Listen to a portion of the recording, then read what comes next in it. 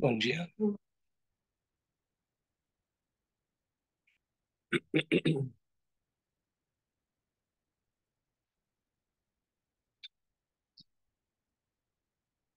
Tudo bem? Bom dia. Luiz, posso te pedir uma gentileza? Você pega os textos de Tirenzi e distribui para o pessoal, por gentileza? Um para mim também, que eu tô sem.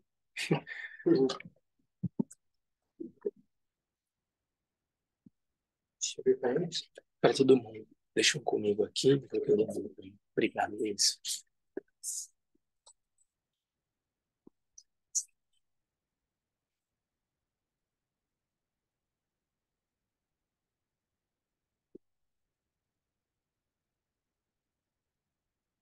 É a primeira vez que eu vim aqui?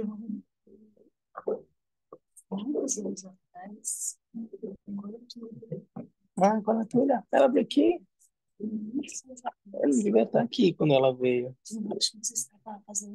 O retiro de 3 anos? Ah, tá bom.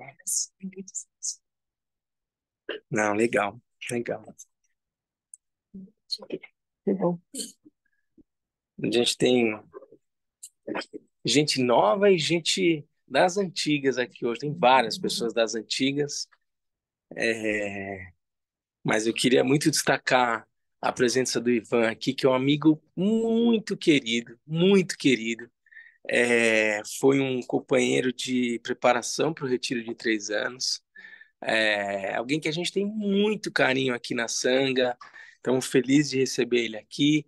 Ah, diante de uma circunstância que mexe com a gente, né, Ivan? Mas, enfim, assim, a gente tem a Consuelo no coração, pode saber. É, muita gente aqui da Sanga tem um carinho muito especial por vocês. E a gente vai dedicar hoje a prática de Tirenzi, Renascimento na Terra Pura, em Deuatim, para Consuelo. Ah, e quero que você se sinta em casa aqui, todo esse tempo que você estiver aqui, tá bom, Ivan? O Ivan é um chapa, assim. O Ivan ia fazer o retiro de 3 anos com a gente e não, ele foi abduzido no momento da entrada, eu não sei o que aconteceu, ele não estava lá, mas assim como outras pessoas, o Preto, né?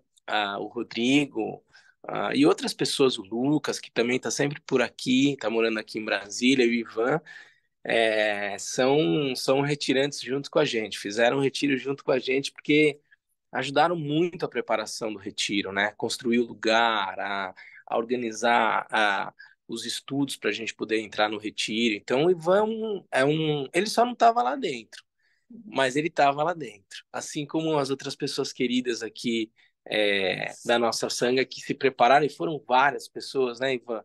Você lembra? As primeiras reuniões deviam ter o quê? Umas 30 pessoas que iam fazer o retiro, né? E o Lama Trilê falava sempre o seguinte: ele falava, olha, porque em alguns lugares, para fazer o retiro, você coloca algumas regras, né? Compromissos que você tem que fazer. E o Lama Trilê falava: a única exigência que eu faço para entrar no retiro é estar lá no dia 13 de março de 2010 e entrar. Quem tiver dentro, tá dentro. Quem tiver fora, tá fora. Mas, né, Ivan, a gente sabe o que foram aqueles 5 anos de preparação no retiro e aquilo aqui, no final das contas, foi o suficiente, né, para viabilizar o caminho das pessoas que entraram, mas é, você e a Consuelo participaram de tudo, então eu tá aqui, você tá aqui aí hoje e tal, é um detalhe, assim, porque a gente trilhou isso tudo juntos, ah, e a Consuelo teve com a gente todo esse tempo também, tá? É, então é isso, gente. Mas também tem gente nova aqui, né? Que veio poucas vezes, pelo menos, né? E eu queria aproveitar. ah, Da outra vez que eu dei os ensinamentos aqui, o Lama Sona não estava, eu aproveitei para fazer todos os elogios que a gente se constrange de fazer na frente do próprio professor e tal, né? mas eu tirei proveito, tirei uma casquinha da ausência do Lama Sonam para poder falar um pouco ah, é, da joia que a gente tem aqui, né? E está sempre à disposição e tal, e por ser uma coisa tão disponível, acessível, a gente às vezes deixa escapar o valor que tem, né?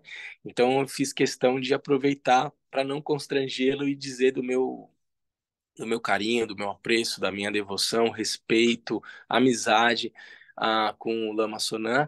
Invariavelmente, a gente faz a mesma coisa em relação ao Lama Trillet, que não está aqui agora, está na França, cuidando do pai dele, que foi o nosso mestre de retiro, junto com o Lama Sonam, mas para falar do valor e da bênção, né, que é tê-los conosco aqui.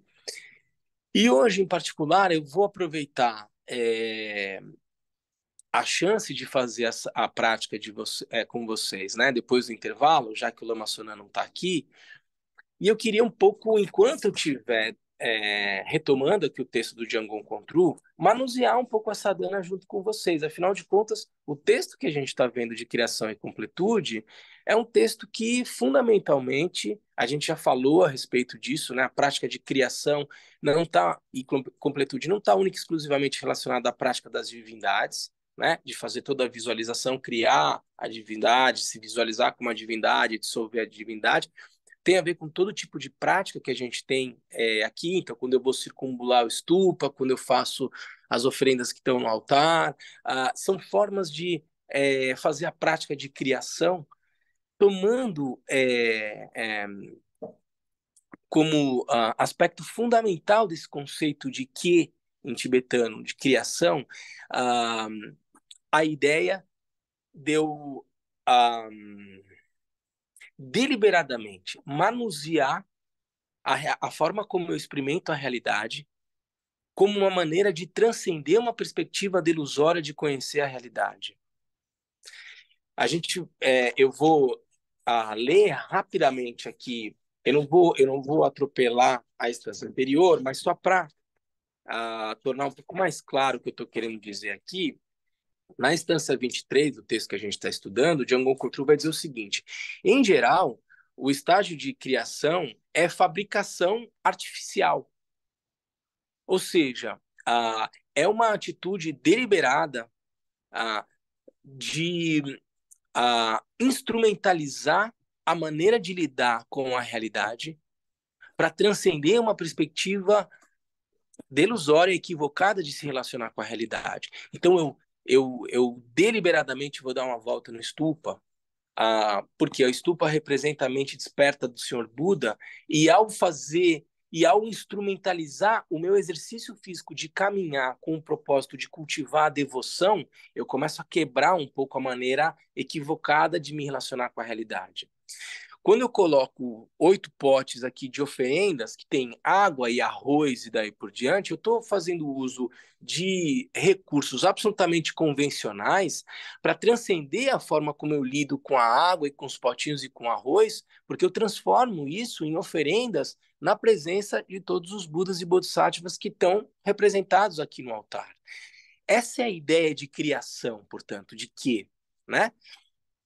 Ah, e uma das maneiras da gente fazer uso, então, dos recursos da mente para lidar com a realidade é tomar consciência mental, a minha imaginação, como forma pela qual eu transcendo a lógica de dualidade, de sujeito-objeto, reconheço a minha própria natureza, por exemplo, na prática de compaixão, como sendo, de Cherenzi, como sendo compaixão.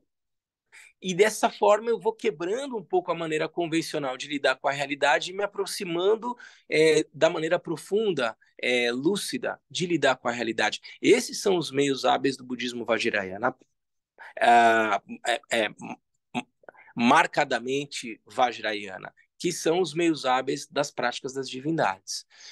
E o que a gente está fazendo aqui ao longo desses anos que a gente está estudando o texto, e mais especificamente nos últimos meses, é olhar de uma maneira mais aprofundada o que contém essas práticas das divindades. E, portanto, eu queria aproveitar, já que a gente vai fazer a prática de Cherenzi, depois do intervalo, e retomando um pouco o ensinamento aqui, mas manuseando um pouco a sadhana, para aproximar um pouco esse discurso que pode ser mais teórico, enfim, do que a gente efetivamente faz depois do chá aqui. É o que a gente está fazendo antes. Se debruçar um pouco sobre os ensinamentos didáticos dos mestres para depois fazer a prática, né? Então, aproximar um pouco mais essas duas formas da gente olhar os ensinamentos do Senhor Buda, tá bom? Então, o que que a gente... bom, só para retomar, a gente está estudando, então, esse texto do Django Kontru, que é o texto Criação e Completude. O texto é um texto clássico, né, do budismo Vajrayana, ah, escrito, né, pelo Django Kontru no final do século XIX, e ele vai trazer, né, toda uma série de detalhamentos, desde da estrutura mais básica dos ensinamentos do Sr. Buda, falando da preciosa existência humana, da impermanência. A gente começa no caminho gradual do estudo das preliminares comuns, e aí a gente começa a detalhar um pouco do que se trata esses meios hábeis do budismo Vajrayana, a criação e completude, e mais em particular a prática das divindades, que a gente costuma fazer.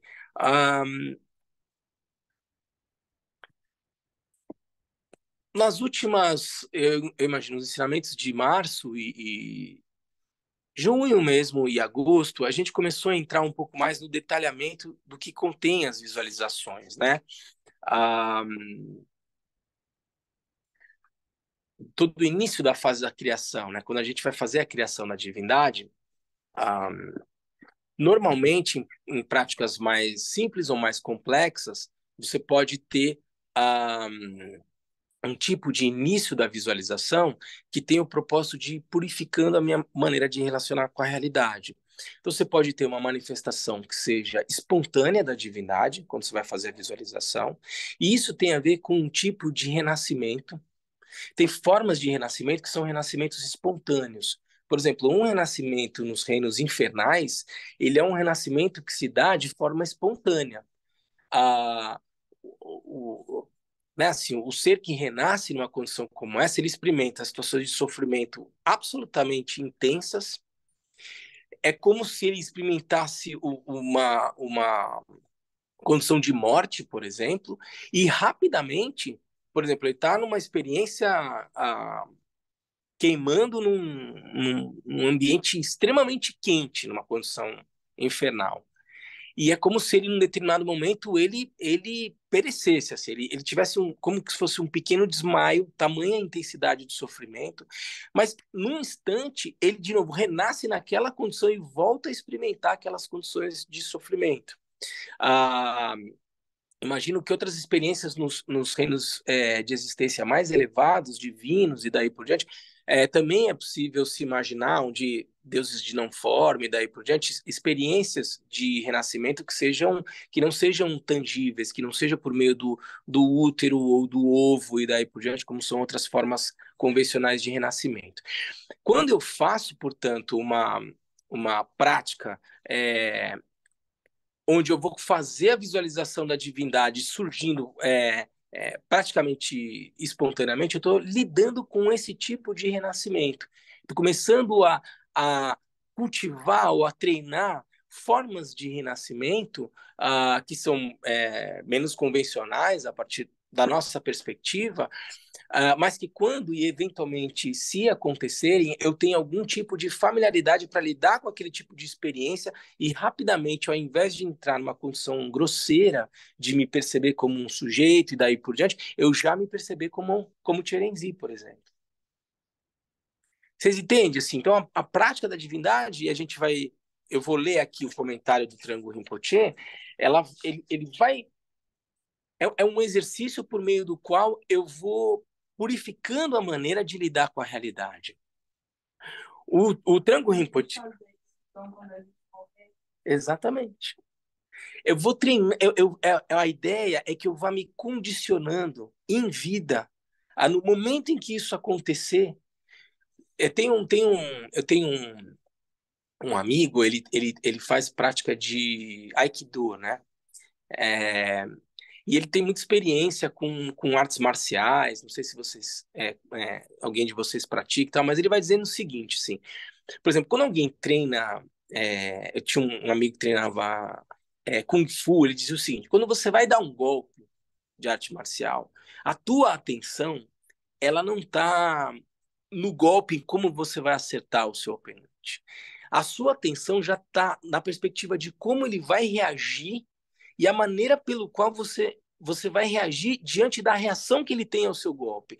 Se você vai dar um golpe, você dá o golpe e você espera como o outro vai reagir diante do golpe, você já não tem mais defesa. Então, enquanto você já está dando golpe, você já imaginou como você vai acertar o seu oponente, a forma como ele vai reagir, a maneira como ele vai cair, e da maneira como ele vai cair, você já pensa no segundo golpe que você vai dar. Isso é um condicionamento que você vai fazendo. Não, a experiência é tão rápida que se eu entrar numa perspectiva discursiva e tiver que, bom, o que que eu vou fazer? Já foi, né? A mesma coisa esse meu amigo que treina Aikido, ele falava assim, na hora que eu estou treinando o movimento de Aikido, é um movimento repetitivo que eu vou fazendo tantas vezes que na hora que eu tiver numa prática real, eu não tenho que pensar o que que eu vou fazer. O movimento já vem automático, ou seja, é, de certa forma eu vou condicionando um pouco o meu sistema nervoso autônomo e já funciona no modo de sobrevivência. Portanto, quando a minha atenção tá numa determinada situação que aciona o meu sistema nervoso autônomo de ameaça, né? Alguém vai me assaltar, eu tô na beira de um abismo e eu tenho medo de altura e daí por diante, rapidamente, sem que haja uma ação volitiva minha, a minha atenção está sobre um suporte que gera uma sensação de ameaça, o meu sistema nervoso ele vai reagir de forma absolutamente instantânea para fazer o enfrentamento àquela situação de ameaça. O que meu sistema nervoso vai mandar de comando para toda a minha estrutura física, neuroquímica e daí por diante? Aceleração de batimento cardíaco, dilatação de pupila, constrição do meu sistema digestivo, adrenalina. Não há uma ação volitiva. O meu sistema nervoso ele entendeu. O Lama Mandu está sobre ameaça, vamos dar recursos para ele poder sobreviver. É um condicionamento automático do meu corpo. Veja, então, certa forma, né? E aí entra a noção de criação como uma fabricação artificial, quer dizer, eu vou gerando condicionantes que vão fazendo com que a minha maneira absolutamente instintiva seja diferente da convencional. Por exemplo, quando a gente faz a prática de calma mental, de chinê, com suporte na respiração, o que eu estou treinando? Eu estou treinando técnicas de autorregulação. Eu estou me familiarizando com o funcionamento da mente, muita coisa está acontecendo e daí por diante, e para que eu seja capaz de desenvolver algum nível de autonomia diante de tudo aquilo que apela aos meus sentidos, consciência visual, auditiva, gustativa e daí por diante, e não entrar no automatismo de simplesmente ceder aos meus impulsos instintivos, aos meus desejos, aos meus medos e daí por diante, o que eu vou fazendo na prática de chinê? Eu vou treinando uma maneira deliberada de ancorar, de estabilizar o meu foco sobre um suporte que eu escolho, que é a minha respiração. Os estudos neurocientíficos vão dizer o seguinte: se eu sou capaz de ancorar a minha atenção, e portanto a atenção é fundamental, num suporte que seja neutro ou prazeroso, a partir de 12 a 15 segundos, o que começa a acontecer? Eu desativo o meu sistema nervoso simpático e aciono o meu sistema nervoso parasimpático. Isso não precisa, não tem nada de mágico, de transcendente, não, assim, isso é estudo, né? Isso é informação verificável e daí por diante. Então, quando eu tiro o meu foco sobre os meus pensamentos, as minhas distrações e daí por diante, o que que eu e coloco na respiração, o que que eu estou fazendo? Eu estou colocando tirando a minha atenção de um suporte que me desestabiliza e aciona o meu sistema nervoso de defesa e estou colocando sobre um suporte que é neutro, respiração. Qual é a consequência disso? A partir de 12 a 15 segundos, meu sistema nervoso parasimpático começa a ser acionado. E para nós, do ponto de vista da prática contemplativa, a ideia não é simplesmente desenvolver a habilidade de foco ou concentração, que convencionalmente está associada à noção da prática de mindfulness e daí por diante, mas é justamente acalmar a mente. Por isso que a tradução da prática de Shiné é calma mental, que é o primeiro passo no caminho gradual de começar a compreender a realidade tal como ela é estabilizar a minha mente. E é o que a gente faz com a prática de plena atenção, de calma mental. Estou dando toda essa volta para chegar na tua colocação, Sabrina. Quando eu vou morrer, quando eu estiver diante da experiência de morte, que tipo de recurso discursivo eu vou ter numa situação onde os meus elementos estão se dissolvendo? Né? Assim, elemento terra dissolve, eu não sei, sempre me confundo com a sequência, mas elemento terra se dissolve no elemento fogo, que se dissolve no elemento água, que se dissolve no elemento ar. Ou seja, meu corpo, no momento da morte, está totalmente perdendo todas as faculdades sensoriais e perdendo todos os sentidos. Como eu posso apostar só na minha mente discursiva para lidar numa situação como essa, terminal, né, de morte, para ser capaz de manter a minha lucidez e alcançar o estado de Buda e daí por diante? Eu tenho que passar a minha vida treinando para esse momento.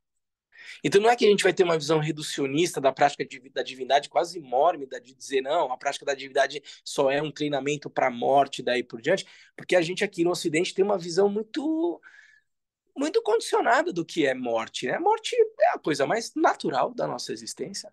É a única certeza que a gente tem, mas a gente esconde a morte. A morte é sinônimo de derrota e daí por diante. Morte é um processo natural. A gente está num momento de bardo agora, entre um renascimento e outro, né? E ainda num bardo, digamos, vigil, porque quando a gente vai dormir, a gente entra no bardo do sono, que é o espaço onde a experiência da realidade que eu tenho é onírica, ela não é vigil.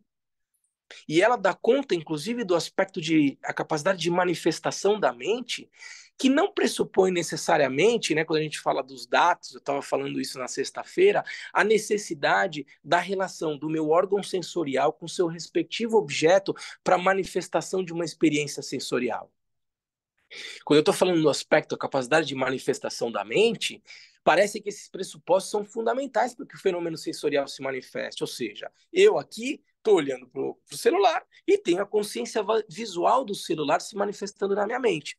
Porque esse celular físico não está dentro da minha cabeça. São causas e condições reunidas produzindo uma experiência sensorial manifesta na mente. Isso tem a ver com a noção de claridade ou capacidade de manifestação da mente.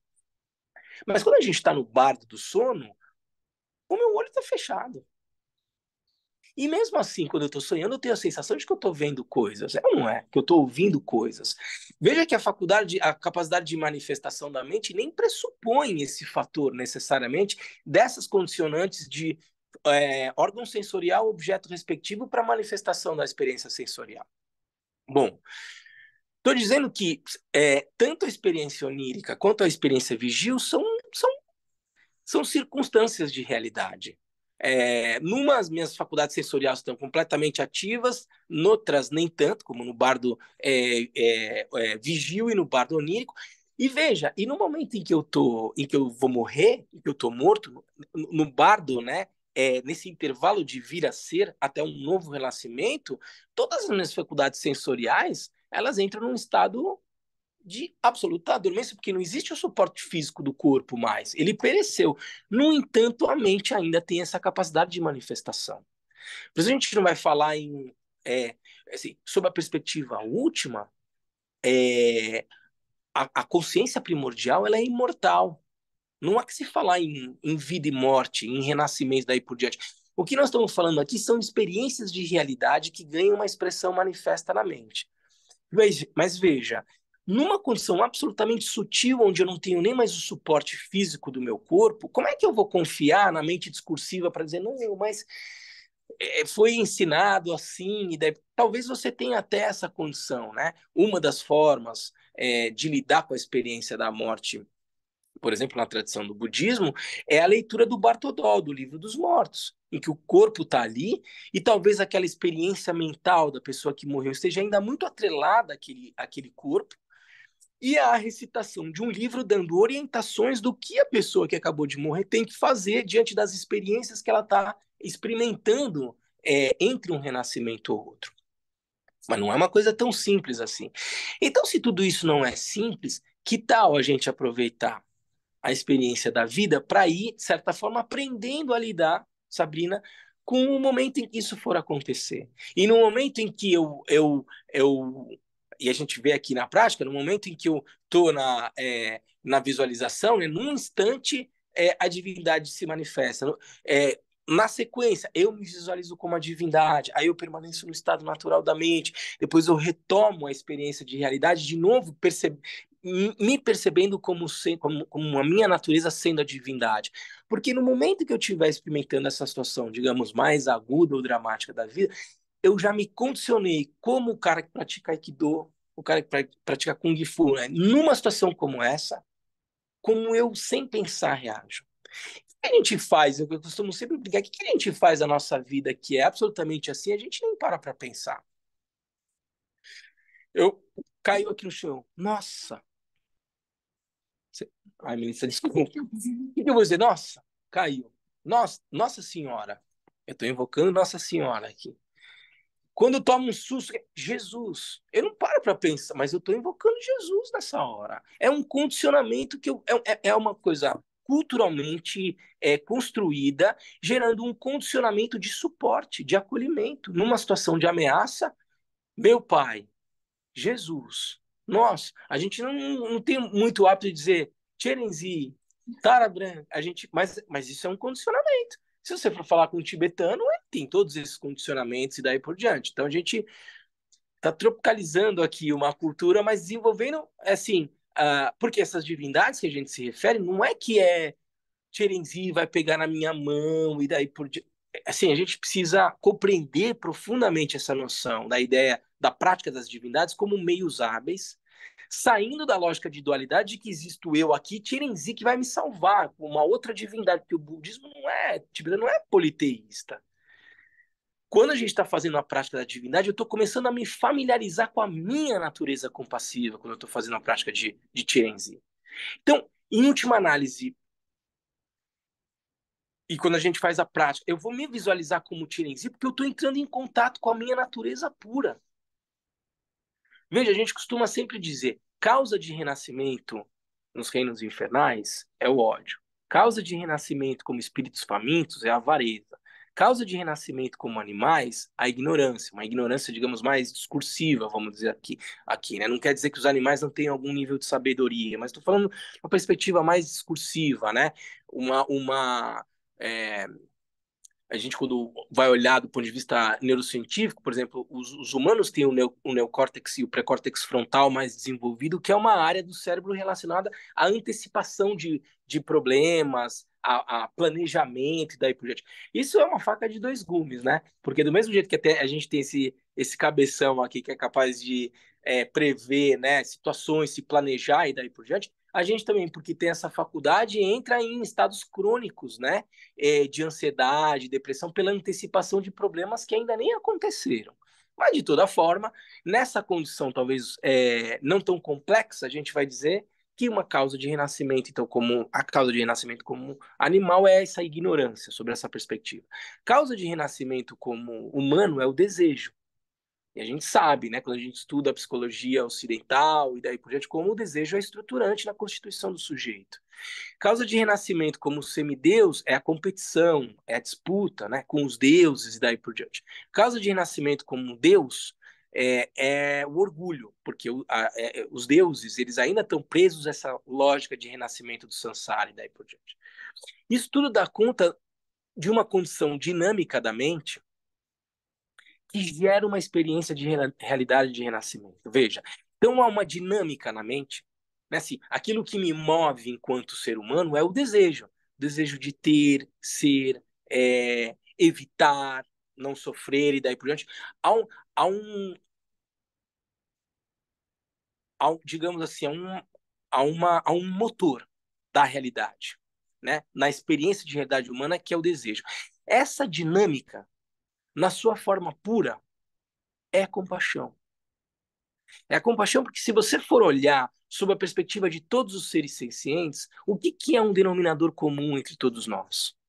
Se você for pegar uma formiga, um ser humano, um semideus, na essência, qual é o nosso denominador comum? Ao final e ao cabo, todos os seres sencientes, inclusive as plantas e daí por diante, estão numa dinâmica de sobrevivência, buscando uma condição homeostática, de equilíbrio. Se você pegar uma ameba, ela tem um comportamento de homeostase, de hidrólise, de expulsão de líquido, retenção. Há um princípio dinâmico, homeostático, que rege toda essa experiência de realidade que a gente tem, por uma lógica de sobrevivência, algum nível de bem-estar, paz interior, a gente vai concentrar, mas uma lógica homeostática e uma aspiração por não sofrer. Diante da lógica de sobrevivência, qualquer ser senciente ele está buscando, numa lógica de sobrevivência, não sofrer. O que é buscar a felicidade e evitar o sofrimento que não seja amor, bondade e compaixão? Se você olhar para a experiência da realidade, no sentido último, tudo aquilo que se move tem a natureza da compaixão. E o Bocara Rinpoche vai descrever que a mente ela é vacuidade e claridade sobre a perspectiva de sabedoria e compaixão. Ele vai dizer que claridade, ou seja, o aspecto manifestação da mente, a dinâmica da mente e a compaixão são sinônimos. Portanto, um Buda, um Bodhisattva, quando alcança a iluminação, ele se move única e exclusivamente numa perspectiva compassiva. Eu, como ser humano, me movo pelo desejo. Um ser que nasce nos infernos se move numa lógica marcada por uma disposição de raiva, de ódio, daí por diante. O que a gente está fazendo aqui? Sobre o que a gente está falando?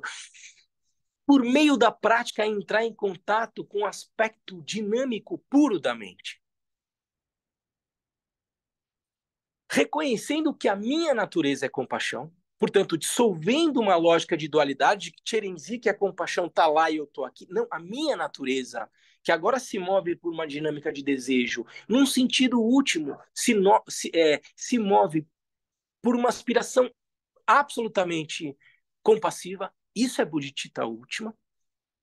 Esse é o primeiro aspecto, né? Assim, dissolver essa perspectiva de dualidade, mas ao mesmo tempo reconhecer que a prática da divindade não é só uma abstração. Ah, então é um exercício mental e daí por isso. Não, porque de alguma forma a compaixão ganha uma expressão manifesta.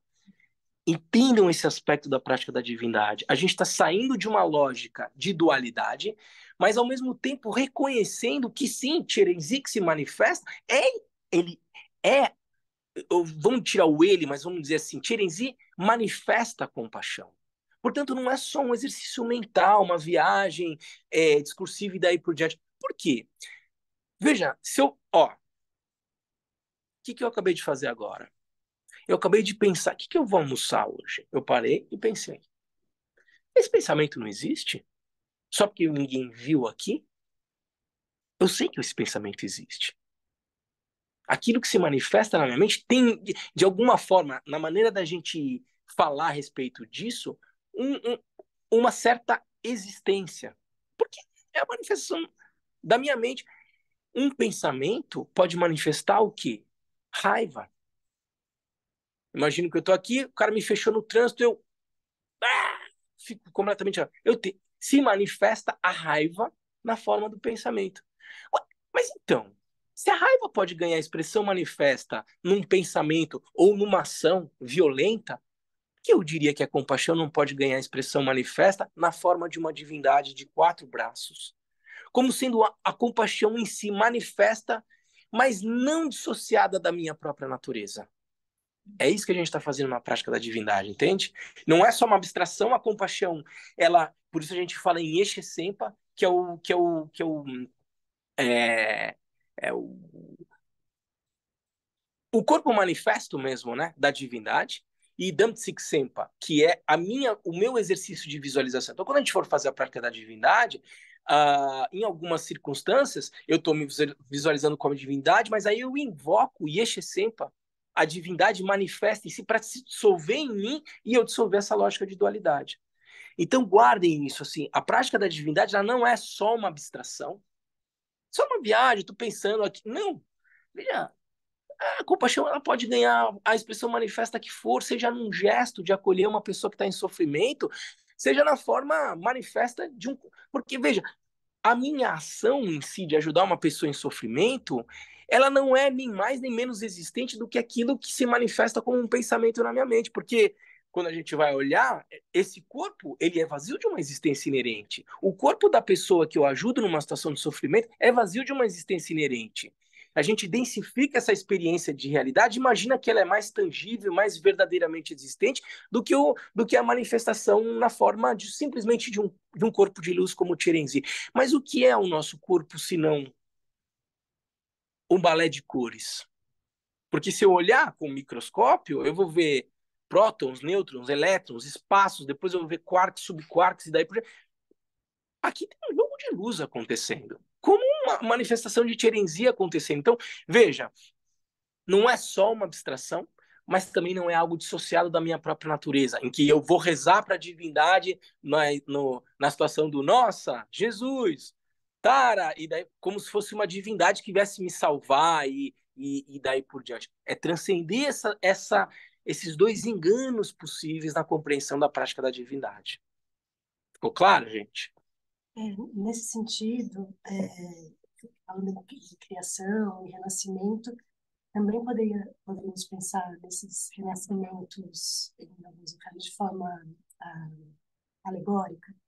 Então, trabalhar também não esperando esse momento último, mas O que a nesses gente renascimentos. o que a gente diz assim, a gente vai fazer o uso como sendo algo imaginado sob essa perspectiva alegórica, mas assim como a gente sabe, né, é, na experiência de realidade que a gente tem, que diante de uma situação de violência, de abuso e daí por diante, pessoas experimentam situações praticamente infernais, como os encarcerados.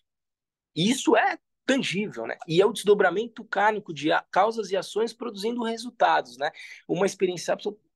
Gente, né? Quem já conviveu, conhece com teve contato com uma experiência de encarceramento e tal por muito tempo.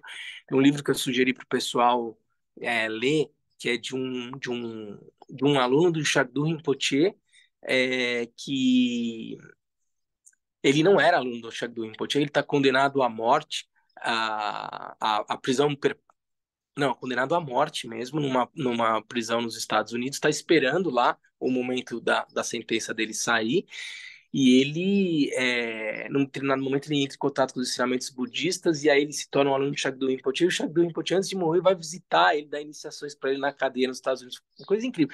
E ele é um grande mestre hoje, não está vestido de lama nem nada, mas ele está encarcerado hoje, ele é um grande praticante budista, e ele traz várias descrições do que é uma realidade dentro de um presídio. Então, veja assim, é, que se eu sair daqui, eu tenho medo de derrubar. Depois eu mando para vocês, mas chama James Harvey, ai, não me lembro agora o nome, assim. Eu acabei de ler, acabei de emprestar para alguém, é, mas enfim, eu mando depois. O mestre dele? O Shagdu Rinpoche. Ah, foi o Shagdu? Foi o Shagdu, é. E. Ai, me fugiu o nome agora, depois eu mando. Mas é isso, assim. Então, veja, essas. Se a gente tem contato com essa experiência de realidade de sofrimento visível né, na nossa existência humana, o que se vai dizer, de certa forma, é que essas experiências de realidade infernais, de vidas e daí por diante, elas também ganham algum nível de manifestação. Não necessariamente como um locus específico, entendeu? Eu renasço lá naquele planeta incandescente, infernal e daí por diante. Mas, de novo, como toda experiência de realidade, na sua essência, única e exclusivamente é a manifestação, o aspecto manifesto da própria mente sobre essa determinada, essa perspectiva, são experiências, digamos, mentais, tanto quanto o que está acontecendo agora. Entende? O que está acontecendo agora, se não uma experiência mental? É que a gente não se relaciona com a realidade sobre essa perspectiva. E o que eu quero dizer é o seguinte, que é mental, se eu bater isso aqui no meu braço, vai doer do mesmo jeito. Não é que, quando eu digo que é uma experiência mental, não é que ela não produz consequências. Como essa experiência mental, ela tá... A minha experiência mais próxima de realidade é a que se dá em contato com esse corpo. Se eu bater o meu braço, essa madeira, que vai doer. O que não significa dizer que, em última análise, isso não seja uma experiência que se dá na própria mente. Mas física, que dói e daí por diante, essas coisas não estão em contradição. Só que a gente não se relaciona com a realidade sobre essa perspectiva. Porque sou eu aqui falando para vocês, tomando água e daí por diante. Toda a prática das divindades tem o propósito de quebrar essa rigidez. Lembra, a gente falou várias vezes assim, a mente fixada, quando a gente já falou. Mente fixada é que toma essa experiência de realidade como sendo algo tangível, verdadeiramente existente, daí por diante, quando lá na essência é, é algo diferente. Então, para quebrar essa rigidez, eu vou lá, abro a sadhana, faço a oração para todos os mestres da linhagem. Então, o que a gente faz? Primeiro passo, eu vou, peguem a sadhana aí, abram no início. O que a gente vai fazer no início? Eu vou invocar toda a linhagem de praticantes que sustentam essa prática, com uma maneira de fazer o quê? Criar um ambiente seguro de acolhimento e de respeito àqueles que praticaram e transmitiram esses ensinamentos. É o que a gente faz no início. Ah, Logo em seguida, a gente vai tomar refúgio e geramento de despertar. O que é tomar refúgio, geralmente, bodhicitta, mente despertar? Na página 5b, né? Ah, no Buda, no Dharma e na Sublime Assembleia, eu tomo refúgio até o despertar. O que eu estou fazendo aqui? Quem trabalha com educação sabe que o processo de aprendizagem pressupõe o estabelecimento de um ambiente seguro. Não é assim, livre de bullying, de medo e daí por diante. Uma criança só vai florescer no seu processo de aprendizagem se ela tiver num ambiente onde toda dúvida, toda incerteza possa ser manifestada sem que haja qualquer tipo de risco, de ameaça e daí por diante. Então, num ambiente de sala de aula, a gente cria um ambiente acolhedor. A gente faz os combinados dentro de sala de aula. Porque a criança tem que ter algum mínimo de previsibilidade que ali ela vai poder expressar a sua natureza, curiosa e daí por diante. Essa é uma condição para o processo de aprendizagem. Bom, o que eu faço na sadhana aqui? Eu crio essa condição de segurança. Como? Eu invoco o Buda, o Dharma e a Sangha. No Buda, no Dharma e na Sublime Assembleia, tomo refúgio até o despertar. Estou seguro. Se eu desenvolver algum tipo de respeito, de apreço ao Buda, ao Dharma, eu crio esse ambiente. Depois eu digo, pelo mérito resultante da prática da generosidade das demais paramitas, possa eu alcançar o estado de Buda para o benefício de todos os seres. Eu vou estabilizar o propósito da minha prática, a razão pela qual eu vou praticar. Para não ser uma coisa simplesmente mecânica e daí por diante. Então, eu crio um ambiente de segurança, eu vou visualizar a Buda, Dharma, Sangha, Buda, os ensinamentos, toda a comunidade de praticantes, e nesse ambiente de segurança eu vou pactuar comigo mesmo, né? Eu vou praticar com o propósito de alcançar um estado de consciência livre de engano, livre de erro, que é o estado de Buda, para que eu possa conduzir todos os seres a essa condição livre de engano, livre de erro, que é o estado de Buda. É o que a gente está fazendo na sadhana. Olha, olha o treinamento, olha como eu vou gerando um condicionamento diferente de lidar com a realidade. Aí eu começo a prática. Ah, Sobre a minha cabeça é de todos os seres que preenchem o espaço. Sobre a minha cabeça é de todos os seres que preenchem o espaço. Sobre um lótus branco e um disco de lua está a Sila Bari, que se transforma no supremo dos nobres Chirenzi. branco, luminoso, irradia a luz de 5 cores, sorri e fita com olhos compassivos. Os primeiros de seus 4 braços estão juntos, os 2 seguintes têm um rosário de cristal e um lótus branco. Está vestido com sedas, joia e uma estola de pele de gazela. O Buda de luz infinita Amitabha adorna-lhe vossa cabeça. Suas 2 pernas estão na posição Vajra e tem uma lua imaculada como respaldo. Ele é, em essência, a união de todos os refúgios. Veja, nesse momento, eu estou trabalhando com a perspectiva de renascimento. Ah, quando surge, quando se manifesta algo, eu vou começar a visualizar a divindade sobre um assento de lótus e lua, está a Silabari, que se transforma no Supremo dos Nobres, Tirenzi. O que o Trango Rinpoche vai dizer sobre essa parte, né? Que a gente já viu nos últimos meses sobre a parte de visualização. A estrutura e o formato da prática do estágio da criação corresponde à forma como nascemos. O nascimento é a aquisição de um novo corpo. Um novo corpo, é claro, não significa que seja seu primeiro corpo, mas somente seu corpo atual, o corpo adquirido mais recentemente. Os seres sencientes podem nascer de 4 formas diferentes. A primeira é do nascimento pelo útero, como é o caso dos humanos e demais mamíferos, em que você nasce a partir do útero da sua mãe. A segunda, bastante semelhante, é o do nascimento por meio do ovo, em que você nasce a partir de um ovo que teve origem no útero, como no caso das aves e dos répteis. Esses 2 tipos de nascimento são tanto quanto grosseiros. A terceira forma é um pouco mais sutil e, ainda que frequentemente seja apresentada como um tipo de nascimento separado, também pode ser compreendida como uma variação da geração pelo útero ou pelo ovo, o nascimento pelo calor e umidade. Tem alguns seres que renascem, né, assim, fungos e daí, que nascem pela manifestação de calor e umidade, né? A vida no planeta Terra passou muito por essa condição de evolução. É um tipo de nascimento. Esses 3 tipos de nascimento correspondem a 3 tipos de visualização no estágio da criação. Estas visualizações são concebidas principalmente para purificar o hábito desses tipos de nascimento. Eu estou purificando uma forma de um tipo de nascimento quando eu estou fazendo esse tipo de visualização. Ela não é por acaso. O nascimento pelo útero é purificado por meio do estilo da geração chamado 5 fatores da iluminação. O nascimento pelo ovo, por meio do chamado chamado 4 Vajras. E o nascimento pelo calor e pela umidade, por meio dos 3 procedimentos ou 3 rituais. O quarto tipo de nascimento é o modo como aparecem os seres de certos domínios, que têm corpos particularmente sutis. É um nascimento instantâneo que ocorre na ausência do útero, ovo e até mesmo de calor e umidade.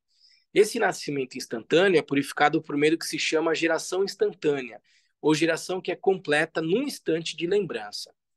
Nesse caso, a meditação da divindade não tem início com o estabelecimento da mandala e do assento da divindade. Eu até mencionei que a prática de Tirenzi é uma manifestação direta, você imediatamente visualiza Tirenzi, mas não, a gente acabou de ver, né? A gente fala sobre o assento de lótus, lua, está a Silabari, que se transforma no Supremo dos Nobres Tirenzi. Ele está dizendo o seguinte aqui.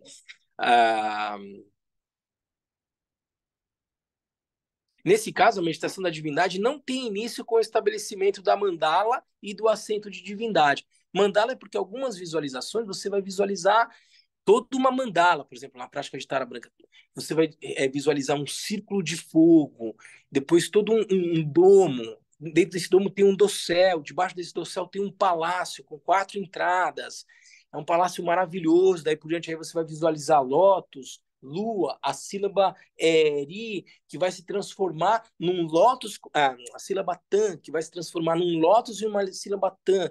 Essa sílaba tan vai irradiar luminosidade para todos os seres sencientes, vai purificar todos eles. Em primeiro lugar, vai iluminar, vai irradiar luzes, levando oferendas para todos os Budas, melhor dizendo. Depois essas luzes retornam. Depois as luzes que irradiam desse Tana no Lótus irradiam para todos os seres sencientes, purificando todos os seres. E aí retorna, e aí você visualiza a divindade. Tudo isso tem a ver com formas de renascimento. Tem outras, a gente aqui viu Cherenzi, né? Lótus, 2 sílabas ri que se transforma em Cherenzi. Tem outras visualizações que você começa a prática e instantaneamente você visualiza a divindade. Esse tipo de visualização tem a ver com esses tipos de renascimento instantâneos, é o que ele está dizendo aqui. Nesse caso, a meditação da divindade não tem início com o estabelecimento da transformação, estabelecimento da mandala e do assento da divindade, e logo o surgimento da sílaba semente no assento. Sua transformação no implemento e a transformação do implemento na divindade, como é o caso habitual em outras visualizações, que é essa que eu descrevi, por exemplo, na prática de Tara Branca. Em vez disso, num instante de lembrança, você simplesmente se visualiza como sendo a divindade. Então, num instante, você já é a divindade. Ah, No entanto, ainda que esses 4 tipos de visualizações, os 5 fatores da iluminação, os 4 vajras, os 3 tipos de rituais e a completa num instante de lembrança, efetivamente correspondam individualmente a cada um dos 4 tipos de nascimento, a partir de qualquer um deles, você quando pratica, purifica os outros 4. Então, enquanto eu estou fazendo uma prática de divindade, onde eu visualizo Lótus, Lua, Silabari e Cherenzi, eu estou fazendo uma prática para purificação de um tipo de nascimento, ou renascimento. O que o Trango Rinpoche está dizendo é o seguinte, ao praticar uma, eu automaticamente estou também praticando as outras 3, e portanto estou purificando todas as formas de renascimento. É o que ele está dizendo aqui. Tendo gerado a forma da divindade através de qualquer um desses 4 procedimentos, você então visualiza essa divindade com sua posição, cor, vestimento, ornamentos, implementos particulares, como o pai, a mãe, o secto, a mandala em que habitam e assim por diante, que é o que a gente começa a visualizar. A gente faz essa descrição da visualização de Tirenzi que está no alto da nossa cabeça. A prática de Tirenzi, num primeiro momento, você ainda não está se visualizando como a divindade, você está fazendo a visualização no alto da sua cabeça. Então, né, a, na visualização, né, sobre a minha cabeça, de todos os seres que preenchem o espaço, sobre o lótus branco e a lua, está Sir Mari, se transforma no supremo dos nobres Tirenzi, branco, luminoso, irradia a luz de 5 cores. Então, eu estou fazendo a descrição dessa divindade. E quando a gente vai estudar mais profundamente essa descrição, a gente vai ver que cada característica da divindade representa algum tipo de qualidade dessa divindade, né? Então, os 4 braços representam as 4 incomensuráveis: amor, compaixão, alegria, equanimidade. Ele segura uma joia que representa a compaixão por todos os seres, e daí por diante. Então, ele está descrevendo aqui, né? Tendo gerado a forma da divindade através de qualquer um desses 4 procedimentos, né? A gente faz no Tirenzi a Lótus, Lua, a sílaba, que se transforma em Tirenzi. E o texto, ele traz vários detalhes a respeito disso, né? E eu só vou recuperar aqui rapidamente, mas é isso. Ah, acento de lótus, a lua, a sílaba arida e por diante, está relacionado ao quê? Óvulo, esperma, toda essa perspectiva de um renascimento, por exemplo, no útero, né? No elemento do pai, no elemento da mãe, que se unem e ao se manifestar, já se manifesta como uma divindade, como sendo o nosso próprio nascimento já manifesta na sua forma pura da própria divindade. Então, cada uma dessas visualizações de etapas, com detalhamento, são formas mais ou menos detalhadas de descrever o processo de nascimento ou de renascimento. Entenderam?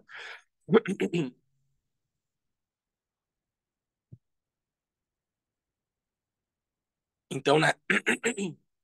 Tendo gerado a forma da divindade através de qualquer um desses 4 procedimentos, você então visualiza essa divindade com sua posição, cor, vestimenta, ornamentos, implementos particulares, como o pai, a mãe, o secto, a mandala, em que habitam e assim por diante. A partir desse ponto, as práticas variam.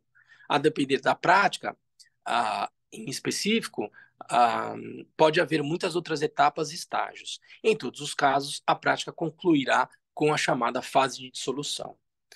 O que a gente faz na prática de Tirenzi, que ele fala, né, tem outras etapas. A gente primeiro vai visualizar Tirenzi no alto da nossa cabeça, Lótus, Lua, Silabari se transforma em Tirenzi, aí eu descrevo Tirenzi, né, branco, luminoso, irradia de 5 cores, sorri, fita com óleo compassivo, os primeiros dos seus 4 braços estão juntos, e daí por diante. Acabou a descrição da divindade, eu faço uma oração a Tirenzi. Senhor de corpo branco, não revestido de qualquer mácula, o Buda perfeito adorna a vossa cabeça, e com olhos compassivos mirais os seres, ante Tirenzi me prosterno. Logo em seguida, a gente faz o quê? A gente faz a oração de 7 ramos, a gente vai fazer oferendas, né? Ah, então, na página 7a, né? Ao nobre Tirenzi, a todos os Budas e Bodhisattvas que residem nas 10 direções e nos 3 tempos, com completa sinceridade rendo homenagem, apresenta oferendas materiais imaginadas de flores, incensos, lamparinas, perfumes, manjares, música, etc. E rogo à nobre Assembleia que as aceite. Então, enquanto eu estou recitando, eu estou imaginando que eu estou fazendo todas essas oferendas a todos os Budas e Bodhisattvas, eles estão você está com o Tirenzi no alto da sua cabeça, todos os Budas e Bodhisattvas à sua frente, você está fazendo todas essas oferendas para eles. Aí, em seguida, desde tempo sem princípio até agora, cometi os 10 atos não virtuosos e os 5 atos hediondos de consequência imediata. Confesso todos os atos nocivos cometidos com a minha mente dominada pelas emoções perturbadoras. Então, é a fase de confissão. Regozijo-me com o mérito acumulado nos 3 tempos por Shravakas, Pratyeka Budas, Bodhisattvas, seres comuns, etc. Ou seja, eu me regozijo na virtude de todos os seres. É uma recitação, né, que a gente está fazendo. Peço-vos que gireis a roda do Dharma dos veículos comuns, Hinayana e Mahayana, de acordo com a motivação e as faculdades de compreensão dos seres. Então eu peço para que os Budas ensinem. Enquanto Sansara não se esvaziar, suplico-vos que não vos retireis para o Nirvana, e por compaixão rogo-vos que olheis para todos os seres submergidos no oceano de sofrimento. A gente suplica, né, para que eles não partam para o Paranirvana, né, que eles continuem ensinando. Todos os méritos que acumulei, sendo causa do despertar, possa a glória de um guia dos seres ser obtida sem demora. Eu dedico, então, né? São 7 ramos. Depois, em seguida, a gente faz uma outra louvação. Cada prática de divindade tem orações diferentes. Às vezes é a oração de 7 ramos mais extensa, mais curta, às vezes tem algum monlan e daí por diante. Mas eu ainda estou fazendo essa visualização, eu aqui, divindade ali, ou Budas, né? De uma maneira ainda dual. Tem a ver com aquilo que o verso 33 vai dizer, 23 vai dizer. Em geral, o estágio de criação é fabricação artificial, mas o caminho da fabricação leva ao estado natural autêntico. Então, eu estou trabalhando ainda numa lógica de dualidade. Sob essa perspectiva, a gente faz uma segunda louvação, né? Envolvendo os diferentes tipos de renascimento, né? Então, a gente vai dizer, vou suplico Tirenzi meu lama, vou suplico Tirenzi meu idam, vou suplico Tirenzi supremo dos nobres, vou suplico Tirenzi meu refúgio protetor, vou suplico Tirenzi protetor bondoso, que me aceiteis com compaixão, vencedor compassivo, os seres que erram no samsara sem fim padecem de sofrimentos insuportáveis, protetores fora de vós não tem outro refúgio. Abençoai-me para que eu obtenha o estado onisciente de Buda. Aí eu começo a fazer louvações, né? Devido aos atos negativos acumulados desde tempo sem princípio, por causa do ódio se nasce nos infernos.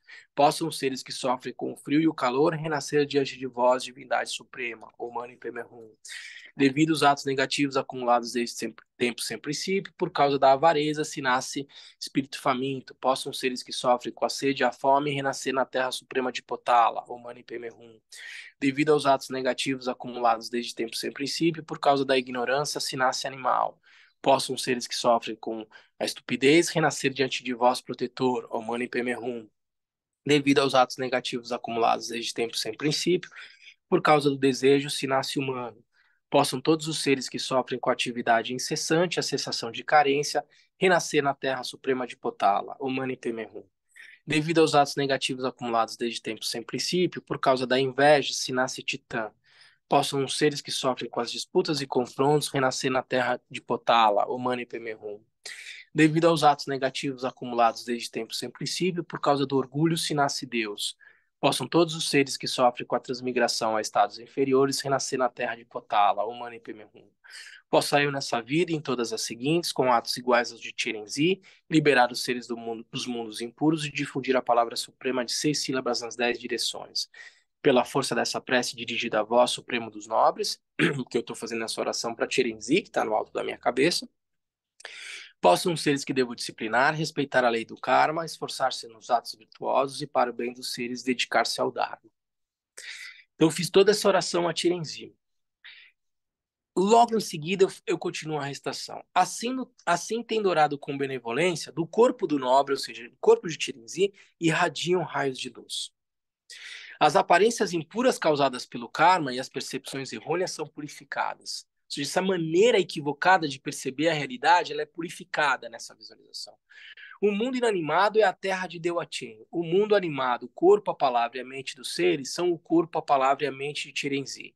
Aparências, sons e inteligências indiferenciados da vacuidade. Ou seja, nesse momento, a luminosidade vai irradiar do corpo de Tirenzi e aí a gente se autovisualiza como Tirenzi e visualiza todos os seres como sendo Tirenzi. Ou seja, eu estou saindo dessa perspectiva grosseira de me relacionar com a realidade e com os seres a partir dessa dinâmica de desejo e estou me relacionando com a realidade numa perspectiva última.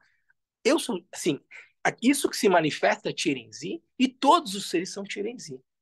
E eu vou juntar corpo, que está aqui, palavra e mente.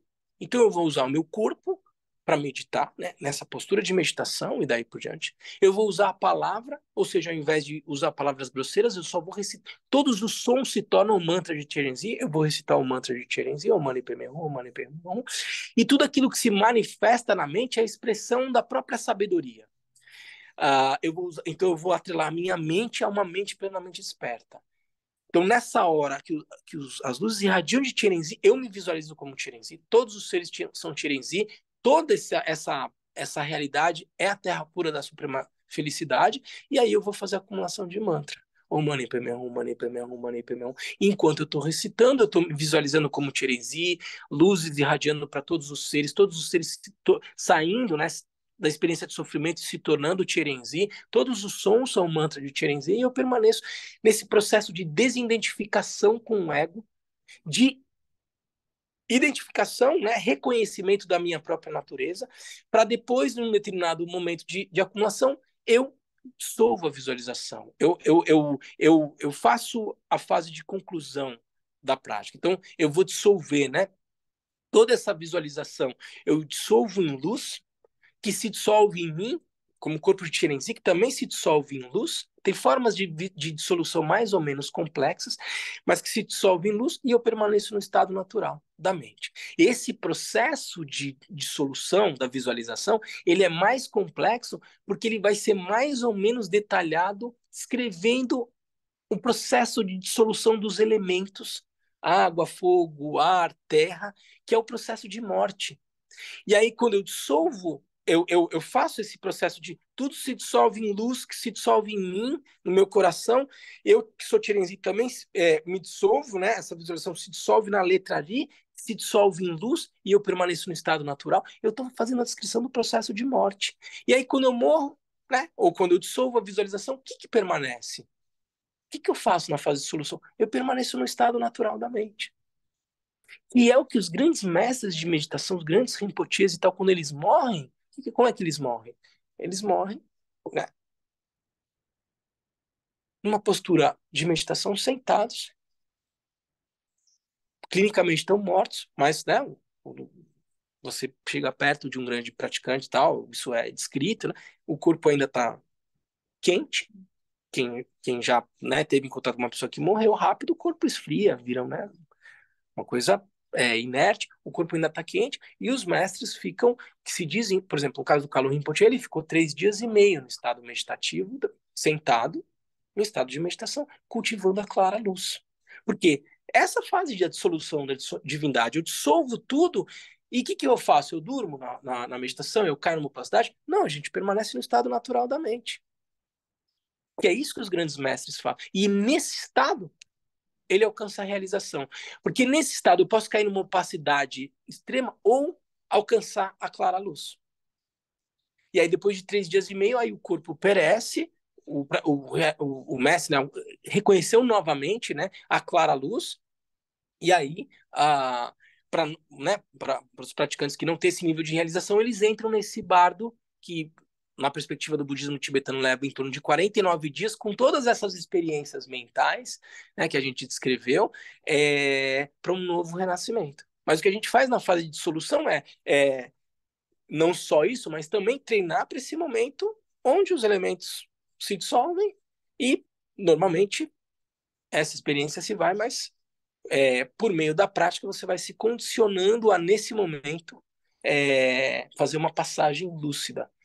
Que é extremamente difícil, gente, porque no momento da morte, o nível de ansiedade, de medo, de preocupação, quantos conseguem verdadeiramente nesse processo estar nesse estado de lucidez? Mas é isso que a gente. Gente, assim, entende o valor do que a gente está fazendo? Olha a bênção que é receber ensinamentos que vão, de certa forma, te condicionando a ter uma experiência mais serena, mais lúcida no momento da morte. Porque é dito que se logo em seguida que você morreu vier uma primeira lembrança é, de Chirenzi, de Tara, do Buda Amitabha, e vier ao invés de vir uma primeira. Porque passado esse período de 3 dias e meio de uma total opacidade, a mente volta, começa a ter de novo a memória das experiências da vida anterior e daí por diante. E é isso que vai gerar, condicionar os próximos renascimentos. Se ainda é uma experiência muito apegada, desejosa, isso vai gerar de novo um nascimento como humano. Se nesse momento eu estou completamente impregnado por experiências de ódio e daí por diante, isso vai gerar renascimentos em condições infernais.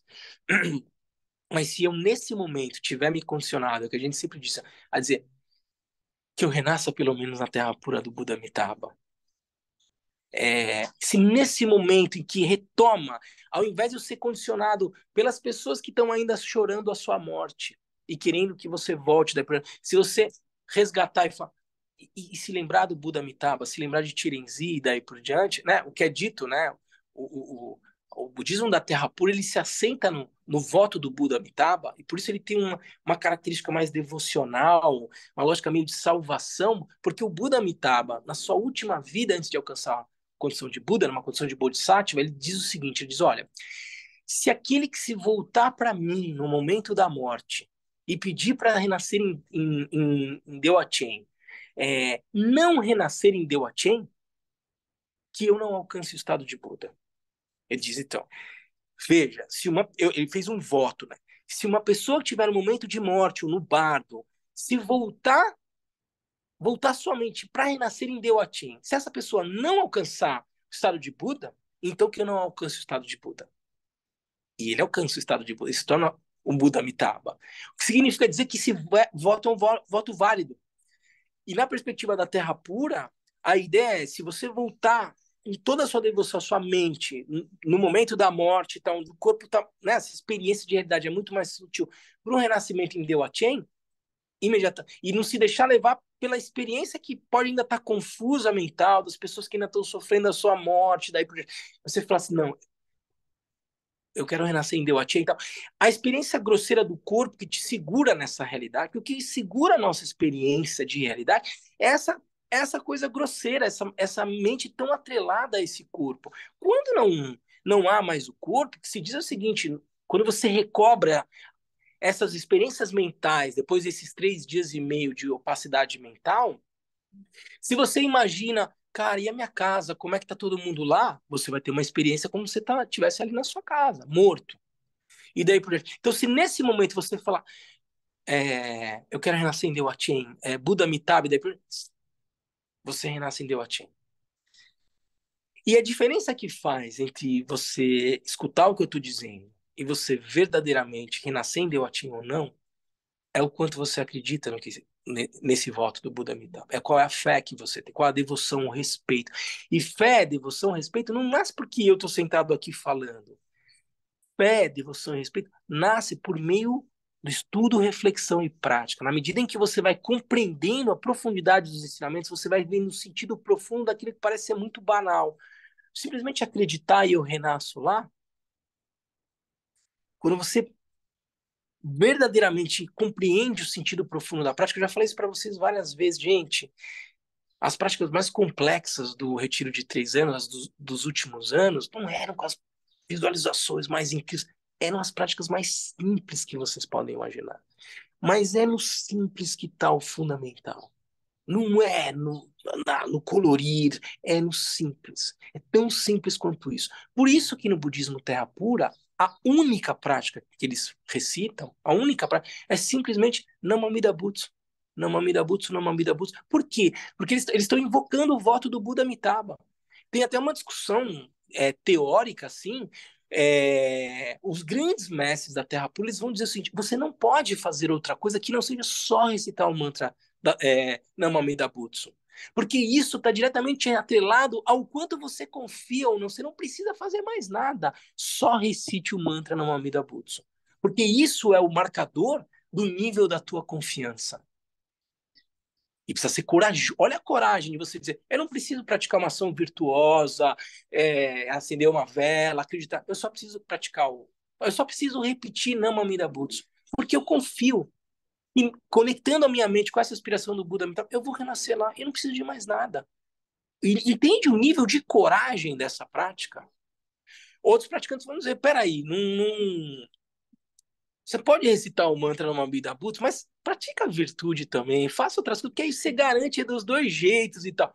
Eu falo isso brincando, mas eu tenho um total respeito, porque essa discussão ela é extremamente. Olha, entende o que eu estou querendo dizer assim? Olha que conversa que parece banal, mas olha o nível de profundidade que a gente está tocando aqui. Entende? Mas é o que se trata, voltando aqui para a nossa prática da divindade. Quando eu faço a dissolução, então, eu vou cultivar esse estado de lucidez pós-morte. Para logo em seguida, o que acontece quando eu retomo esse. Então, se eu não reconheço a clara luz nesse período, no momento de morte, que é essa hora que a gente dissolve a divindade e permanece aqueles minutinhos meditando, quando a minha mente começar a se manifestar no seu modo conceitual, o que a gente faz na prática da divindade?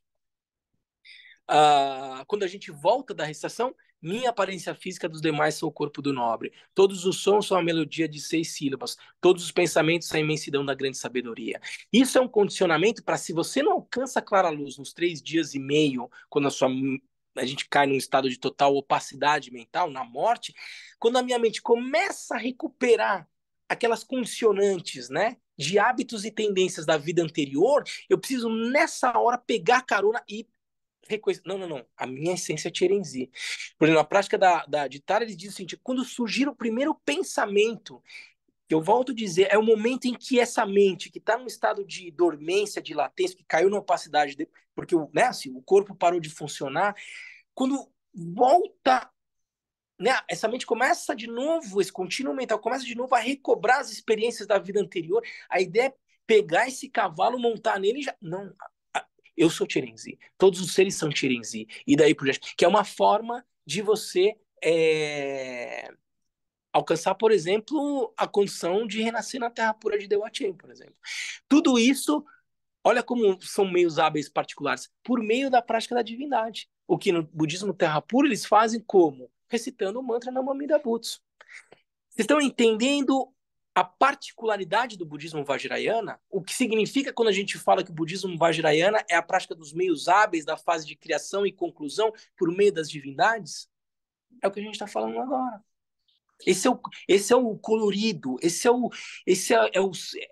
o que dá o contorno de singularidade do budismo Vajrayana. O budismo Zen vai praticar de outra forma, o budismo Theravada vai praticar de outra forma. O budismo Vajrayana, ele pega a realidade e faz desse limão uma limonada. A lógica, né, o Kalon Rinpoche vai dizer o seguinte: tem duas formas de você tirar a água do ouvido. Entrou água no seu ouvido, você pula, bate, deixa tirar essa água do ouvido e tal. Essa é uma maneira de você tirar a água do ouvido. Outra forma de você tirar a água do ouvido é se joga na água. Se joga. É água por tudo, água de novo no seu ouvido, aí você tirou a água do seu ouvido. O budismo Vajrayana é isso.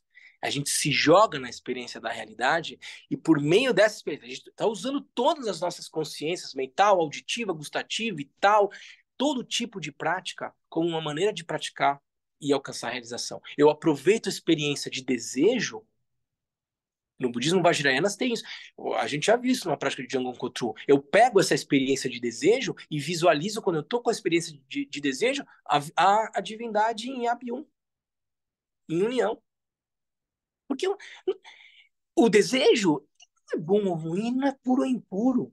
Ele é simplesmente uma condição na nossa própria existência. Como eu pego a experiência de desejo e faço dela uma forma de praticar. Como eu pego a experiência da raiva e daí por diante para praticar a paciência, é a prática de Lojong, ensinamentos do Atish e daí por diante. O budismo vajrayana, a gente não descarta nada. Eu faço limonada com todo tipo de limão. É um budismo extremamente corajoso, porque é fácil eu pegar a experiência da raiva, do desejo e enxergar a natureza pura para além da dualidade de bonito, feio, certo, errado e daí por diante. Na real, gente, aqui é fácil. Eu preciso, é um treino, eu vou me condicionando a fazer dessa experiência de realidade uma maneira de transcender essa realidade. Aqui, fundamentalmente, fazendo uso dos meios hábeis da visualização da divindade. Então a gente vai continuar, né? Aí depois, assim, pelo mérito dessa meditação e recitação, que eu e todos os seres vinculados a mim, logo que deixarmos essa existência impura, possamos renascer milagrosamente em Deuatin. Logo que lá nascermos, possamos percorrer completamente as 10 terras e, por meio de emanações, fazer o bem do próximo nas 10 direções. E conclui a prática. Aí eu vou fazer oração a Padmasambhava, vou fazer oração de longa vida, vou fazer oração para renascimento na terra pura de Deuachen, e depois eu faço dedicatório, com a perspectiva de que todo o mérito que eu eventualmente tenha acumulado, que não seja para o meu propósito, não eu vou, senão eu reforço a minha apreensão egocêntrica, não é para mim que eu estou fazendo isso. Se for para mim, ainda tem eu. E o que a gente quer transcender é essa noção de eu. Então eu faço tudo isso com a perspectiva de beneficiar todos os seres que ainda sofrem porque tomam a realidade a partir de uma experiência de delusão. Experimentam essa realidade imaginando que ela é algo que ela não é, que é a nossa experiência de realidade. Então eu dedico essa prática para que todos os seres possam conhecer a realidade tal como ela é, livre de sofrimento. Essa é a fase de dedicatória da prática da divindade. Não deixa de ser um desejo. A gente costuma dizer assim que é, se a gente quer afastar o desejo, a gente cria uma lógica de certo ou errado e daí por diante. Então, assim, não tem problema ter desejo. É, de certa forma, um desejo, mas eu diria que sob essa perspectiva, é muito mais uma aspiração do que o desejo. Né? E essa aspiração de cessar o sofrimento dos outros nada mais é do que entrar em contato, como eu falei, com a minha própria natureza compassiva. Portanto, sim, tem cara de desejo, mas na verdade é a dinâmica da realidade no seu aspecto puro compaixão. Eu não falei para vocês que tudo aquilo que se move a partir de uma dinâmica de sobrevivência, um mínimo de bem-estar, uma lógica de homeostase e evitar sofrimento, perecimento, daí por diante. Quando eu me movo nessa dinâmica, porque há uma dinâmica. A realidade não é estática, há uma dinâmica. Mas qual é a natureza dessa dinâmica? Se ela é a partir de uma lógica de desejo apegado e tal, ela é causa de renascimento como humano e daí por diante. Mas se ela está muito mais associada a uma lógica de aspiração, para além de uma perspectiva de sujeito-objeto, o que eu estou fazendo? Eu estou aproveitando essa dinâmica natural da mente compassiva e vocalizando ela por meio de uma aspiração e uma dedicatória. Tá bom? Tudo bem, gente? Então, o que a gente viu hoje é um pouco mais do detalhamento do que a gente viu nas outras semanas. Eu fiz aqui a leitura de uma parte do livro do Trango Rinpoche, dos comentários, que vai falar da dinâmica de purificação, como sendo um dos, para além, né, já dos pontos essenciais para se compreender o caminho, né? Ele vai detalhar um pouco mais essa perspectiva de purificação e em seguida ele vai falar sobre as diferenças de visualização das escolas Nyingma, que são as escolas mais originárias, na primeira linhagem do budismo tibetano, e as escolas Sarma, que são todas as escolas de budismo tibetano que surgiram, né, assim, na época, né, com a chegada do Atisha, no início do século XI, os ensinamentos, né, trazidos pelo Marpa, da linhagem Karma Kagyu, os ensinamentos trazidos pelo Khyumpu Elder, da nossa linhagem Champa Kagyu, e as outras 7 linhagens do budismo tibetano, né? Linhagem Nyingma, portanto, fundada por Guru Rinpoche, Padmasambhava, as práticas, as linhagens Sarma, são todas essas linhagens quando vem um renascimento do budismo tibetano a partir do século XI, depois de um período de degenerescência, da época do rei Langdharma, e traz de volta o budismo, a tradição Bon, né, para o Tibete e tal, o budismo entra num certo nível de decadência, e aí ele ressurge, né, com os ensinamentos, com a chegada do Atisha, isso, né, as práticas trazidas por Marpa, a linhagem Karmakagyu, Champakagyu, e todas as outras linhagens do Kalachakra, a linhagem Jonampa, a linhagem Champa, a linhagem Sakya, e daí por diante, que são, digamos, as 8 carruagens de práticas do budismo tibetano, agora incluindo a nona, que é a linhagem Bon, que foi reconhecida pela Sociedade Dalai Lama como sendo uma das linhagens do budismo tibetano também. Cada uma dessas linhagens vão trazer formas diferentes de fazer a visualização, que é o que o Kempo Karta traz aqui, mas eu talvez acho que a gente não precisa entrar em tanto nível de detalhamento, acho que talvez essa apresentação mais panorâmica seja mais pertinente e didática para vocês. Eu fiz tudo isso porque, retomando a perspectiva do que a gente viu até agora, porque a partir da instância 23, a gente vai começar a ver, não é daqui até o final do texto, mas um nível de profundidade do texto que, em geral, faz com que os mestres que dão esses ensinamentos não entrem tanto em detalhe, porque são ensinamentos que vão tratar muito da prática de reconhecimento da natureza da mente. Isso pressupõe um conhecimento pela prática, né? Ficar falando muito a respeito disso é trazer muita teoria a algo que ainda não é experiencial. Então, por exemplo, assistindo os ensinamentos do Kalu Rinpoche de novo, né, sobre essas instâncias, ele praticamente faz uma leitura das instâncias. Né? O Trango Rinpoche, nessa etapa, ele nem praticamente comenta essas instâncias que eu vou ler agora. Então, seguindo o discernimento, a sabedoria dos mestres, né? Eu vou ler essas instâncias aqui com vocês rapidamente para dar sequência aos nossos estudos, mas fiz questão de detalhar um pouquinho mais, né? Aquilo que a gente viu até agora, para a gente não perder a sequência lógica do que a gente está estudando, tá bom? Então, o Kalu Rinpoche, né?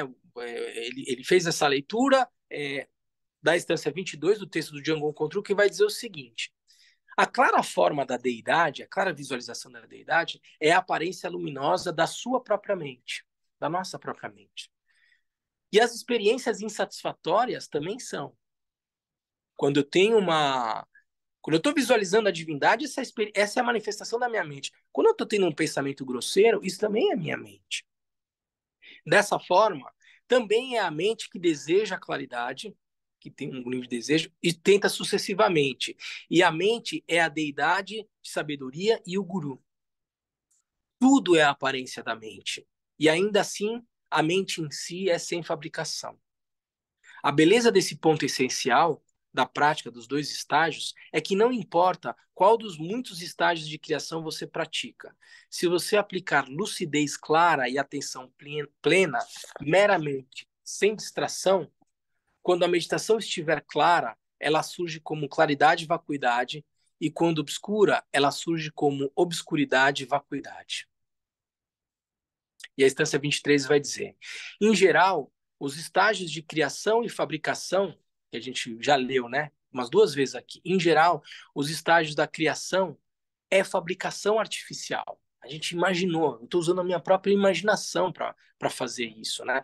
Portanto, eu estou deixando o funcionamento normal da mente se desdobrar e estou deliberadamente cultivando, né, treinando a minha imaginação. Ele está dizendo, em geral, essa prática, né, esse estágio da criação é fabricação artificial, mas o caminho da fabricação leva ao estado natural autêntico. Com convicção, na falta de realidade, na raiz ou base do apego ilusório às aparências ilusórias, descansar no estado primordial é o estágio da conclusão em si mesmo, o próprio estado natural. O primeiro estágio é o significado provisório e o seguinte é o significado definitivo. Quando eu entro na fase de conclusão e entro no estado natural da mente, eu tenho aqui a oportunidade de reconhecer a natureza da mente. E é isso que ele está dizendo aqui. Esse segundo estágio, ele é o que vai lidar, né,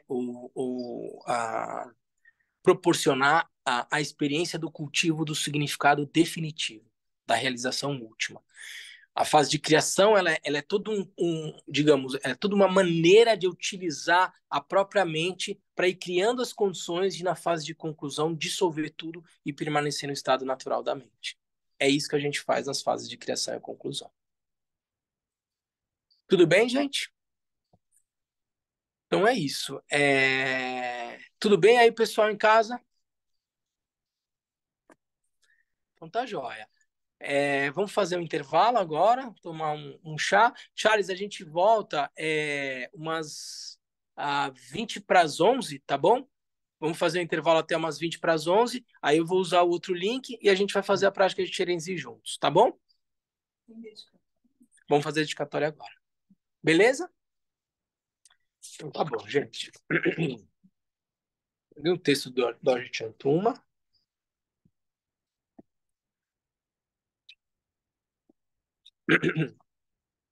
Página 7. Graças a essa atitude, tendo realizado rapidamente o Mahamudra, possa eu conduzir a estado todos os seres sem exceção. Pela graça do Buda que obteve os 3 corpos, pela graça da imutável verdade do Dharma em si, pela graça da infalível aspiração da Sangha, possa essa súplica de dedicatória realizar-se tal como ela é.